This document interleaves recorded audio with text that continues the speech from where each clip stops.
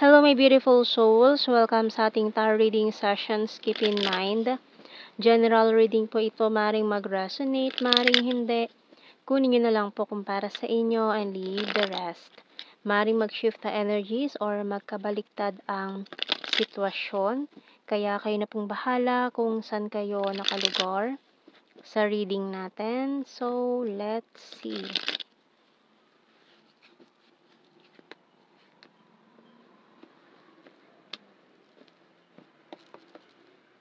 So, we have here the Page of Wands and the Ten of Wands.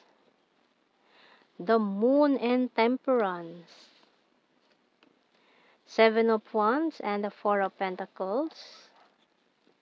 The Eight of Cups and the World card. Bottom card is Five of Swords. Oh. Okay, so may specific sign tayo dito ng Pisces and Sagittarius. May Taurus energy din. Ayan, mukhang may conflict na nangyari with you and this person. Mukhang medyo mabigat ito with the Ten of Wands natin. Nahirapan ka na nahirapan na kayo sa sitwasyon, sa pagtatalong ito na non-stop na parang wala na kayong mahanap na solusyon sa misunderstanding or sa hindi nyo pagkakaunawaan. Kaya may nag-walk away na. Ayan, mukhang nag-give up na sa sitwasyon. So, tingnan pa natin. Spread Your Wings by Archangel Ariel. Do not hold back right now. The timing is perfect and you're ready to soar. So, it's about time na siguro na to let go of this situation for the new beginning coming in for you. Kasi very promising ang 2025. Ayan, lalo na kung Pisces ka and Sagittarius. Ayan. So, maaaring it's a new beginning for you. Let go na mga bagay-bagay na to. Kasi may good news coming in for you kapag ginawa mo yung pag-let go sa mga bagay na hindi naman para sa'yo. Okay, so let's see sa signs and symbol cards natin. So, hindi naman masama mag-let go, bumitaw, lalo na kung hindi naman pala para sa'yo yung bagay na yun, yung tao na yun, yung sitwasyon na yun, di ba? Kasi, meron pang masigit na paparating doon. Kung nahihirapan ka na kumapit sa isang bagay na hindi para sa'yo, so masakit nga naman yung kumakapit ka tapos pilit naman binabawi sa'yo pero kumakapit ka pa, so masasaktan ka lang. No, mas maganda yung magaan yung pakiramdam na nakahawak ka sa taong yun na walang sapilitan, walang pilitan, ganyan. Kasi give and take situation. So, let's see, we have here Scissor and Deep Well. So, i-cut off na yung mga kailangan i-cut. Lalo na kung communication, i-cut nyo na yung communication. Huwag na kayong makipag-usap sa past, sa ex, ganyan. Lalo na kung decidido na kayong i-let go yung sitwasyon for the new beginning. So, we have here Deep Well, Hourglass, Teddy Bear, Candle, and Open Book. Bottom card is Rain. Pero may mga hindi pa rin talaga totally makalet go, nagre-reminisce pa rin, parang ayaw pa isara, open book pa, mga ganyan. So, let's see more. Kuha tayo ng mga messages natin. Tarot messages, oracle cards. Pero for some of you, kung matagal na kayo hindi nag-uusap ng taon to, maaari mag-try siya na kausapin ka, ganyan, to test you, kung tatanggapin mo pa ba siya. Ayan. So, tingnan natin.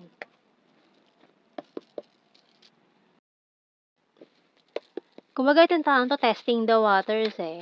Tinetest muna niya, oops, pwede pa ba akong bumalik? Ganyan. So, sumisilip-silip. Kung pwede ka pa ba niyang balikan. Kasi, lalo na kung failed yung ipinalit niya sa'yo, you excite me. So, na-excite siya dun sa isip na yun na, iniisip niya na yun na, kung tatanggapin mo pa siya. So, business is business. Keeping tabs on you. So, yun nakatingin-tingin yan. Talking to you telepathically. So, mukhang napanaginipan mo pa to recently. Or, ayan, may plano siyang i-surprise ka. Sabi niya, mimiss kita, mga ganyan. Husband-wife material and I'm being defensive. Bottom card, moving forward. Pero mukhang decidido ka na to move forward na, to let go. to forget about this person, to embrace the new beginning na sinasabi ng 2025 for you. Ayan.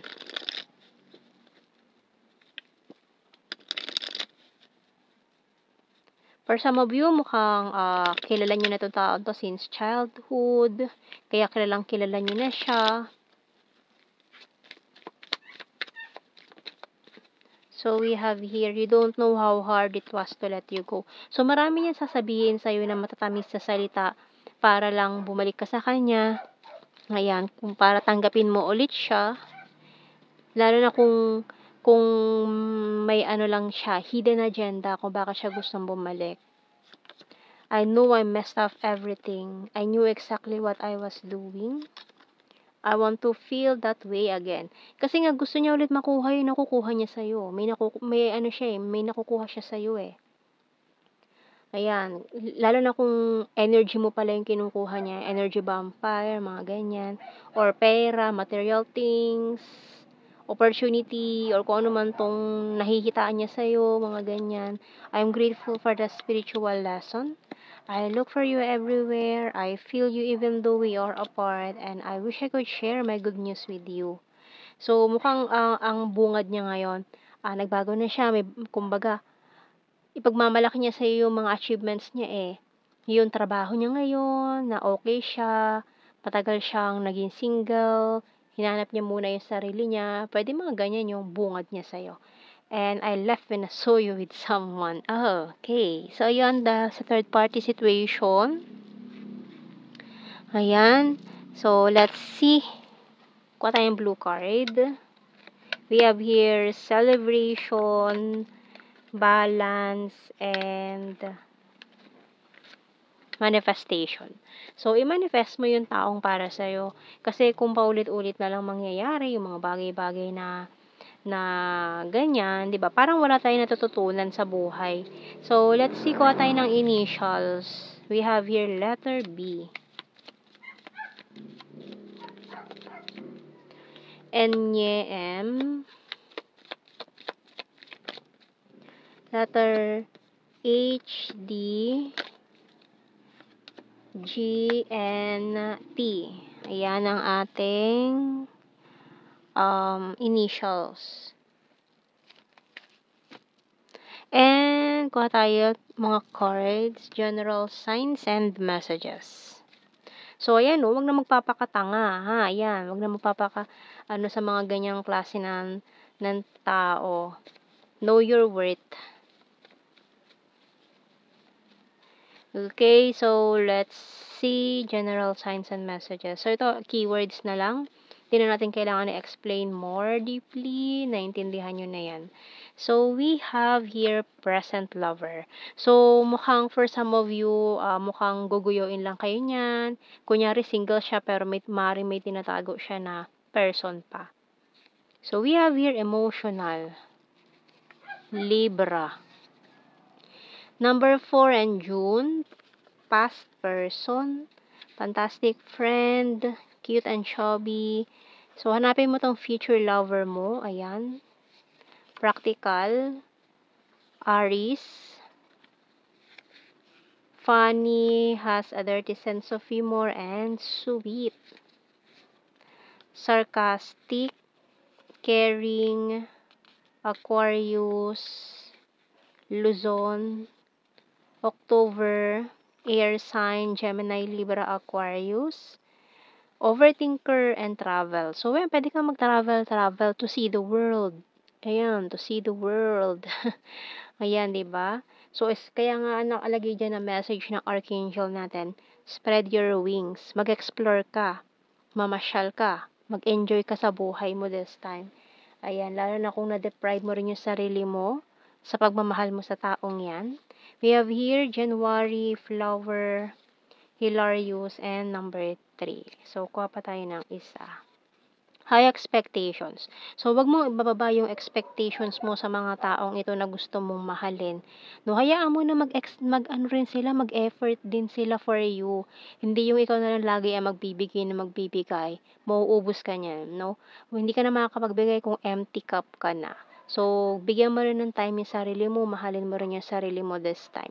Okay? So, yan ang ating reading, my beautiful souls. Thank you for watching. Take care and God bless. See you in our next reading, guys. Bye-bye.